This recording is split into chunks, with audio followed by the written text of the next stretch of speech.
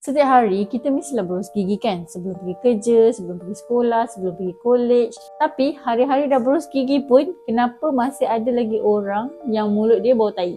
Jom doktor ceritakan punca-punca kenapa walaupun kita dah berus gigi hari-hari tapi mulut masih lagi bau busuk. Pertama, mulut busuk boleh jadi berpunca daripada hidung. Kalau korang ada resdung ataupun sinusitis, bengkak pada sinus tu boleh menyebabkan banyak lendir-lendir berkumpul dekat hidung kita dan lendir-lendir tu boleh pergi ke arah tekak dan menyebabkan mulut korang pun berbau. Boleh jadi juga bila hidung kita selalu tersumbat sebabkan resdung, menyebabkan kita bernafas menggunakan mulut. Bila kita bernafas menggunakan mulut, mulut kita akan cepat kering dan senanglah berbau. Kedua, berpunca daripada mulut. Dalam mulut kita ni ada gigi, ada lidah, ada langit, ada pipi. Semua kawasan tu boleh contribute kepada masalah mulut berbau.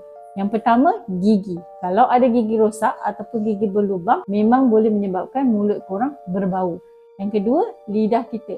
Lidah kita ni adalah organ yang terbesar dalam mulut kita. Sama juga dengan lelangit. Kalau kita lupa nak berus setiap hari, boleh menyebabkan banyak bakteria melekat dekat situ dan senanglah kita dapat mulut berbau. Yang ketiga, gusi.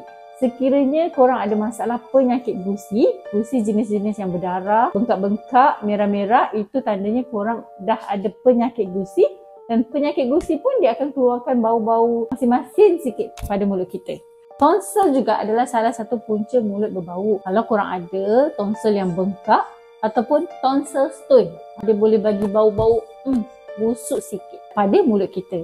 Perut dan usus yang kotor pun boleh contribute kepada bau mulut yang busuk. Korang nak tahu tak macam mana dia boleh menyebabkan mulut busuk? Stay tune untuk part 2.